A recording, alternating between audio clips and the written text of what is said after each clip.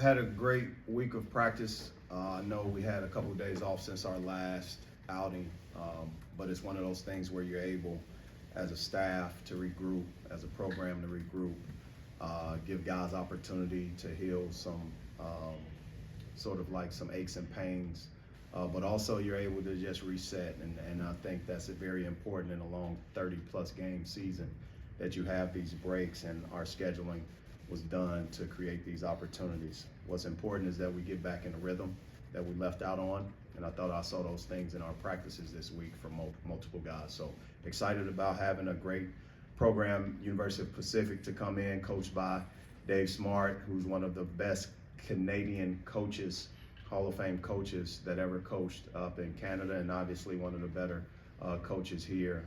He was an assistant at Texas Tech, but won over 590 plus games up in Canada, and he has a great team that they've assembled in year one. All right, questions? Dennis, when you look over, you had this break and you were able to look over the first few games. Maybe what was your biggest takeaway from what you saw in this first little portion of the season? Growth. That was my biggest takeaway.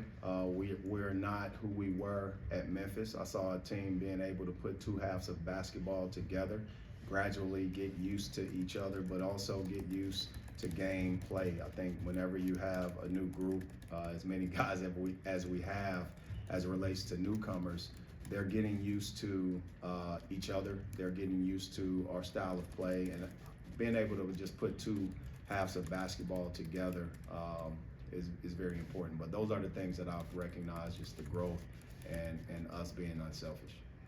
Are you worried about rotations, or like where are you at right now in terms of wanting to get rotations down, or how many guys you play, that kind of stuff? The only worry, and I wouldn't look at it as a worry, as any coach, is not having a rotation, not having guys, because the season can bring about a lot of moments, meaning obstacles. We're in the weather in the season now where it's flu season, right? You want to have guys to be able to step up when someone is down, and I think in last year's past we didn't have that type of opportunity. When you look at the growth of your nucleus, we have a nucleus of guys who've been in the program for 1-2 years, and that's a positive. So rotation, I'd rather have a rotation and opportunity to play multiple guys than not. I've never had a short rotation in my coaching career as a longtime assistant at Florida State, nor as a head coach at Cleveland State, and as well as being here at Missouri. So for me, it's what has been successful, in my climb, in my career, and I'm excited about that. Through 4 games, how much of that rotation has been experimental? How much of it has been kind of a learning curve for you about your team? Our rotation has been intentional. I've been doing the same rotation of guys since we've gotten here. What I've done is I've had our veterans in a place where I know what they can do in their experience, and what is important is having Ant Robinson develop his leadership skills, and he has been the point guard in another unit. Although he started games, he's never practiced with the upperclassmen, because they can cover his weaknesses and make it a little bit easier as it relates to his development, and I didn't want that. The same with Hunter Boateng. Hunter Boateng's been in the starting lineup, but he's never been quote unquote on the team where he's not getting the reps. I want these guys to learn certain things, and that's what they've been learning all along. So for me, it's always been intentional, and our team has done a great job responding from those moments whenever their number has gotten called, to be able to step up and play the number of minutes and improve in the areas that they need to improve. Yeah. Coach, what do you like about a longer rotation as opposed to a short? What have you seen throughout your career that helps there? Well, what I think that helps is it allows guys to play maximum effort in between the lines from an exhaustion standpoint. It allows your team to have the depth in case of something else happening that we don't like happening, right? We don't like guys not being available, but if in fact guys were not available, you don't lose as much from multiple guys being in reference to that lineup. The other thing is your practices. Your practices are highly intense, and you sharpen each other's blade. You're able to improve. You see the improvement, and it's almost like having the adequate sparring partner. You have to be able to compete at a high level based off of what and how the athletes in the SEC as well as non-conference play are going to look, and that's what we do. Our walk-ons do a great job as well. Jeremy Sanchez, Danny Stevens, and J.V. Brown, those guys are some of our harder workers. They are great at what they do, and they are guys that have played and could play in the game right now if something was to happen. So for me, those guys being available at all times, they are the heartbeat in our practices, in addition to the depth of our guys just being out there and being new to our system. I guess Coach, how I was don't know. this, or how was this break for Tony Perkins? Do you feel like he got closer to 100% this week? Yeah, Tony Perkins was practicing before the Mississippi Valley game. So he's, we're just gonna play it day by day, game by game. But it's one of those things where I didn't want to put him in that situation. And I just more importantly wanted him to take the moment to step back, but also allow, once that previous question, we got another guy that's just as capable, that's able to play. And when you have that, you can make decisions for the big picture, not just the short term. What I do like is what I've seen from him before Mississippi Valley and what I've seen from him the last 2-3 days that we've been practicing. Coach, when you have time like this early in the season to kind of look at your team, look at the rotations, look at this roster, how much is that a process of looking at maybe even 2 or 3 player combinations in kind of a smaller scale to say, okay, I want to see more of these 2 guys together and get them on the floor together versus a whole scale 5-player lineup? I think there's a course of development that takes place. I know what we're going to get from Mark Mitchell, what we're going to get from Caleb Grill, what we're going to get from Tamar Bates. We know what we're going to get from those guys. It's about now having consistency around those guys that are going to be provided. We know what we're going to get from Josh Gray.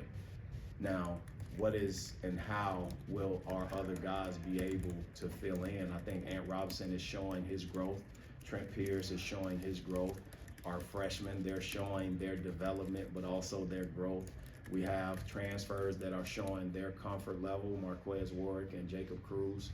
We have different guys that has grown. Aiden Shaw has to become more consistent from a rebounding standpoint, shot blocking, raw athlete that we know he is. We got to see those plays multiple times, and those guys have opportunities to play, but we know what the core and nucleus of guys are and what they've done. Ant Robinson is solidifying himself as a core guy just because of how he impacts the game. So slowly but surely, you'll see those core guys really stand out, stand up, and you'll see that form by December, end of December, as we move into conference, and that's what the non-conference schedule is about, to prepare you for your conference play. Marcus Allen seems to have just slotted right in wherever you needed him to. He's played crunch time minutes. Mm-hmm. I mean, is there a maturity about him that in the way he plays and that is uncommon for a freshman? There's a confidence, a silent confidence, not an arrogance, a confidence about Marcus Allen, because I know what high school program he's played for, and whether it's prep over at AZ Compass or even Miami Norland. I think he has been coached a tremendous way that allows his defensive IQ to take over in games and be trusted. He's always in the right place. He can make the plays that may not show up in the stat sheet. He can defend multiple positions, and some kids aren't okay with that. Marcus Allen was recruited as one of the top 2-way guys in the country, if not the best in that 24 class. We're happy to have him, and I'm excited to see what he continues to do between the lines. But slowly but surely, you see his minutes increase because he's not afraid to do dirty work. He's not afraid to impact the game with the little things, and he's going to continue to do that because that's what he does in practice every day. There's time for one last question. Coach, how do you feel like your team maybe changes when it's Josh Gray on the floor as the 5 versus someone like Aiden Shaw or Mark Mitchell playing in that spot? Well, first, Josh Gray has played in this conference at a high level for the last 4 years. In addition to that, Josh Gray is 7 foot 200 plus pounds, right? We see the shoulders, we see the muscles. We see how he can impact space with his strength. He's a great defender. The one thing that I would say is our field goal percentage defense goes down when he's in the game. The ability to rebound in traffic and make those plays.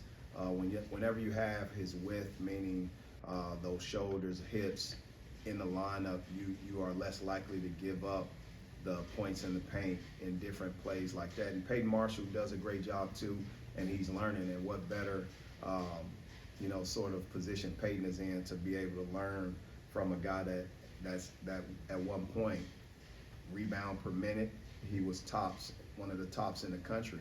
And that gives Peyton a barometer to set for himself and also for his future.